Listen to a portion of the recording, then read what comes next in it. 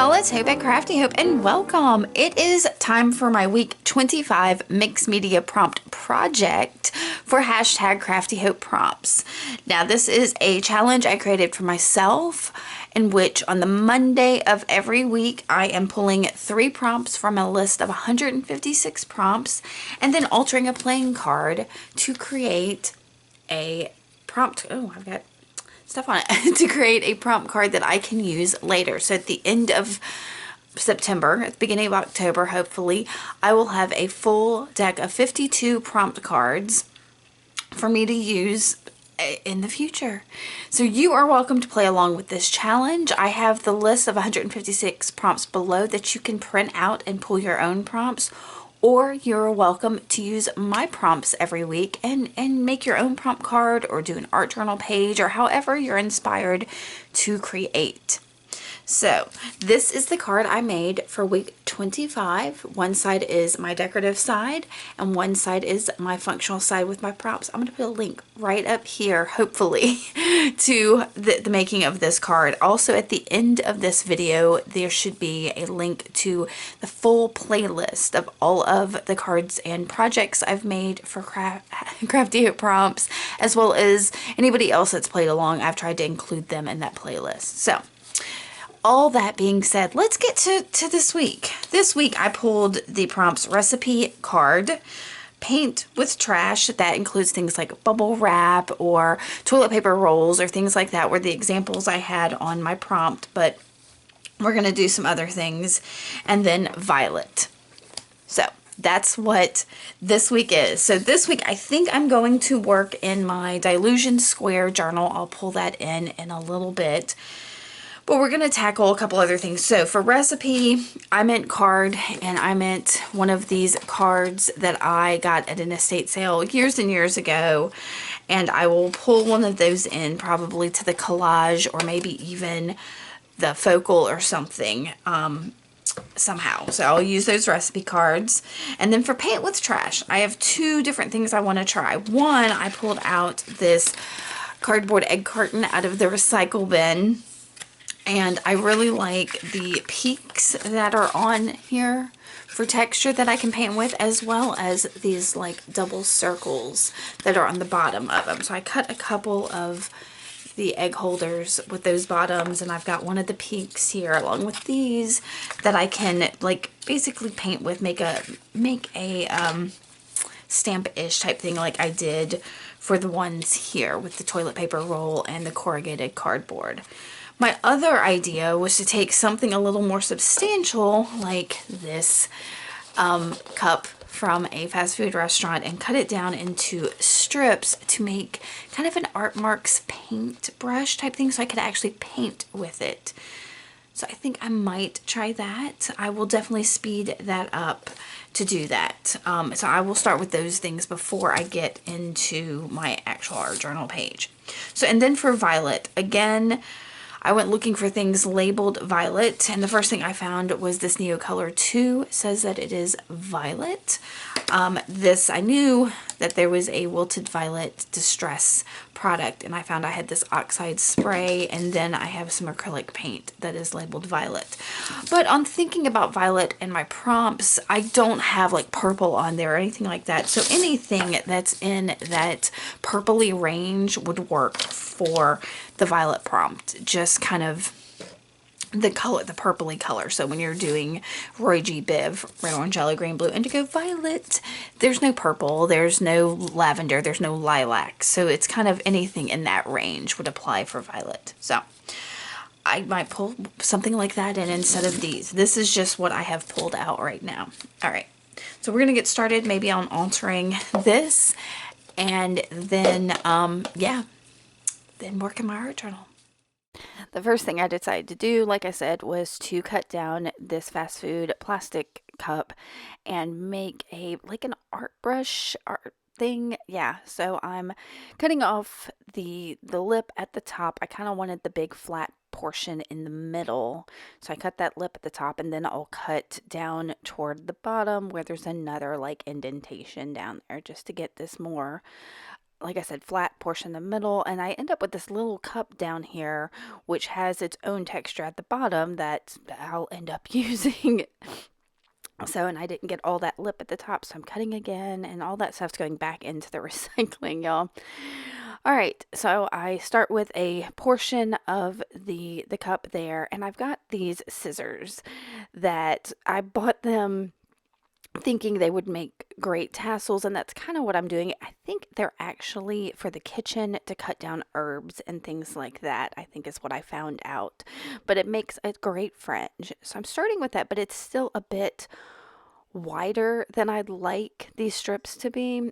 So I'm going to like fold and roll this a little bit once I cut it down a little bit more, because I can only go so far on there. So as you can see, I'm going to roll it to kind of make a brush of sorts, but it's still awful thick and clunky. So I'm going to take another little strip of that same plastic cup and make smaller slits, like closer together slits, so that it's more fine brush like. So that's what I'm doing. I ended up cutting off a couple pieces. That's the second one there. I'll end up sticking those in a second. But yeah, I'm just as fine as I can get these. And when I cut this, I'm not going all the way to the top of the the cup, so that there's like a line there that's holding that all in, if that makes sense. This is how you kind of make a fringe or a tassel with paper. I think I remember doing this in like elementary school or something. But if you're using leather or something like that, you would do a similar method to make like a fringe.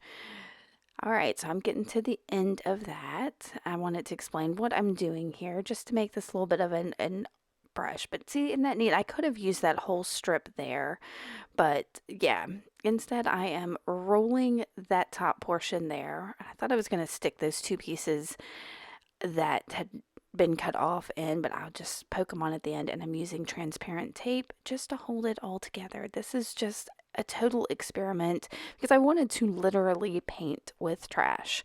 So that's what I'm gonna try to do. Yeah. So there's that first one. And the second one, you'll see here in a second, there's going to be a straw that pops here. I thought I was going to push that into the straw, but it was too fat to go up into the straw to use as a handle. So I'm just going to hold the portions that I taped on both of these. And that one is so chunky monkey. All right, so there are my two brushes that I've made from trash. And here is my square Dylusions journal that I've brought in. And you can see I'm bringing in the matte medium and some collage materials I thought I was going to start with. There's my recipe card for apricot ice. Or yeah, I don't even know, y'all. I don't like apricots. It seemed weird, so I don't know. I think maybe it's an ice cream. Maybe, I don't know. So I decided to go ahead and get some of the violet down with this Neo color too, and I'm just scribbling some colors down, and then I'll activate them using a wet paintbrush. Just something super simple. What I like about the Neo colors is y'all can see the more I kind of scrub on these, the lines disappear, and that you don't get that with every type of like watercolor or crayon, but you do with the Neo colors. It does a much better job of making those scribbly lines disappear. All right, so now we're going to go in with collage. And I've got a piece of dictionary paper and my recipe card, and then there's a piece of some kind of handwritten paper. It's old. It was in a collection of papers I got a long time ago, and I think it's also a recipe for something. So I'm also bringing recipe in there. It just happened to be something I had out. I don't even remember what I was using that for. Anyway, and you can see that instead of using my silicone facial spreader thing, I'm going to use a brush this time with the matte medium. I hadn't tried this, and I think I actually like it a little bit more than the silicone spreader. So I want to keep maybe trying with the brush and this matte gel. So yeah, so I'm gonna put these pieces down. I'm making sure I liberally put down that matte gel and collage. I've sped this up quite a bit. I hope that's okay with y'all, but seriously, it's just a process of putting down a little bit of that matte gel, not matte gel. Why am I? It's a matte medium. It's an acrylic matte medium. It's a fairly cheap product that I found and I'm liking just fine. I wanted something, not a fluid acrylic so much, but something that was a bit more fluid. Now, as you can see, I kind of put 3 different sections down for this collage, and now I'm kind of connecting them all and making sure I go over that seam in the middle as well to kind of bring those 2 pages together. I'm really just doing the 1 page, but I found with this Dylusions journal, I really don't like, I don't know, I don't like working in that large of a spread. I prefer much smaller areas. So yeah, I just kind of bleed into that left page so that there's a little something on it without having to do that whole page. All right, so I have dried that and I started to do something else, but I was like, you know what? I would feel a whole lot better if I put some coffee on this. So I've got my instant coffee that I'm reconstituting. I keep it just in a little yogurt cup and use my distress sprayer of water to reactivate it. Now, what I have found, what I love about the instant coffee is it does a great job of picking up texture and things. I don't know why. I haven't found anything else that works quite as well as it does. Maybe it's the thickness of it or something like that. I don't know. But I really want to get some of the lines of the collage I put down, especially since the recipe card that I put down is like a thick index card. So you can see once it's dry, some of those edges and things like that are really show up with the coffee. So for my 100-day project, y'all, I've been drawing faces, and something hit me that why don't I bring one of those in for my focal for this? So you can see I had one that I cut out and was like, okay, this one's got this kind of violet purple on it. It would go really well. So that's what I decided on. But first I needed to add some more to this background, and I'm going to do that by painting with trash. So I put down a little bit of that. Well, I put down more than I anticipated of that violet acrylic paint. And I wet it a little bit. And I've got the base of that cup that I had cut off. And I'm going to just use it as a stamp. It doesn't do a great job, but it's a neat texture. So, yeah. So I get these like rings almost. And I found that, yeah, putting my hand in there and actually pressing that gave me the best image. But I'm just going to put a couple of these around, and then I'll realize that the bottom of that egg carton also has a similar shape as the this cup. Yeah. So I'll bring the egg carton in as well with that acrylic paint and stamp it in a couple spots. Well, more than a couple. It gets more stamps than the other one did. And they're both really neat kind of images. I wish I had done a better job, I think, of putting the paint on there. It was kind of glumpy and weird, but that's fine. It's what it worked out to be. And you can see I've got that left page kind of covered, and I'll start to move things. And I'm like, oh wait, no, I need I need something else over on this side of the page. Oh, and I guess I did put it on there, y'all. I'm sorry, something happened there with the editing, I suppose. I did stamp it a little bit on that left side of the page. But I brought the cup back in and put a little bit of whatchamacallit, acrylic ink in Payne's Gray in the cup, and now I'm using my little brushes to paint. Now I did not care for the big one as I anticipated. I think that was but the little one I really like, especially when I don't get too much paint on it, especially that left portion there had the best marks of this whole thing. So yeah, I was just making marks, seeing what happened, and some of them I liked, some of them I did not.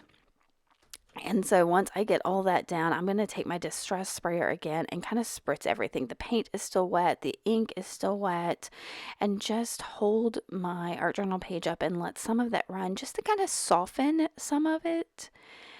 So I thought it was kind of neat. It does push back some of the coffee that I've got on there too. You don't see the splatters and the fact that there was coffee before, but that's fine. It's not really about the coffee. It is about the painting with the trash.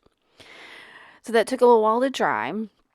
And once it got dry, I was like, okay, I need to bring this face in somehow. What am I going to do? But I was like, you know what? I need a little bit of white. If I'm going to bring that face that was just drawn on some copy paper in, and it's that stark white, I need more white on here. So I've got my Sharpie paint pen, I started to just make some marks, but instead I'm going to splatter it. I've learned from several artists that if you pump one of these pens a little bit, you can usually sling it really hard and get some nice splatter. And what I really like about this paint pen is it is super opaque. Even with gesso, I can't get it to be this opaque. So the paint pens work great for an opaque white. So I tried that, and then I wanted to accent the inside of those larger circles for some reason. I had some, all of them, all four of them had some neat marks on the inside. So I wanted to just bring that to light somehow, and I don't know, that maybe could have done it with the white, but instead I'm using this just cheap black pen to go around the inside of it a few times. All right, so now I'm pretty happy with this background. I still am not super keen on the big marks of that Payne's gray that's right there in the center, but I'm going to put my face right there over them, and it works better to break that up. So that is good. So I found this kind of chunky love sentiment that I'm going to put like right below her to kind of break up where that stark line is. But I wanted something more than just love on there, so I pulled out the Tim Holtz labels. Well, I'm going to make this less chunky and peel the back off a little bit. I don't mind if this book is a little chunky, but it didn't need it to have all the chunk. So I'll go ahead and glue down my face. I do it off my page because I knew if I did it on my page, I'd end up getting something on her. And y'all, my husband made fun of me when I get this because she doesn't look like she's happy or in love or anything. And I'm going to use that word love, but it feels like she's like telling you, like demanding you to love. But I'm going to add something to that love here in a second. Like I said, I'm going to pull out these Tim Holtz label stickers, and there's one that says, "Do what you love." And I wanted to kind of rephrase that. So I'll cut the love portion off because I already got the love there. And I'm going to cut this down so it says, "Love what you do." So I kind of almost tried to say, "Do what you," and then have the big love, but it didn't work out in terms of the placement of it didn't look quite as right as having the love first. And then I'm going to cut down that rest of that. So it's rearranging the words a little bit. So I'm going to stick those down. And like I said, it feels like she's commanding you a little bit. She doesn't look happy, but she's like, "Hey, you, love what you do." Make sure you do that. So E6000's a bit overkill for this, but I've got these tiny ones, and there's just a little tiny bit left in that one. So I was like, let me go ahead and use it so I can open a new one soon. So I stuck down the love portion of it, and it felt like this needed to be highlighted. So I grabbed that cheap black pen again, thinking maybe adding some shadow to this would work. So I'm going to activate it with some water because this cheap pen runs a little bit, and it didn't really do anything. It kind of muddied the whole thing. So instead, I'll grab a Signo gel pen in white. Once I dry it, I'll grab a Signo gel pen in white and try to go around all of it, like to accent it and I was like, is it working? But it seemed to just be soaking in to everything on the page, and that white just wasn't popping the way it does other times. I love this pen, but it just wasn't working with this page. So instead, I'll grab that paint pen again and underline all of my words. You see, I just did the bottom ones first, but I'll come back and go, no, I need it on this big one. And that will be it. So yeah, y'all, I did struggle a little bit with this, but I'm so happy that I kind of used one of my 100-day project faces and got this done using all of my prompts. I hope you like it. If you did, make sure to give me a thumbs up. If you're not subscribed, why not? Go ahead and hit that subscribe button, and you can see what else I've got going on. I appreciate you coming by, spending this time with me, and I will see y'all very soon. Thanks for watching. Bye.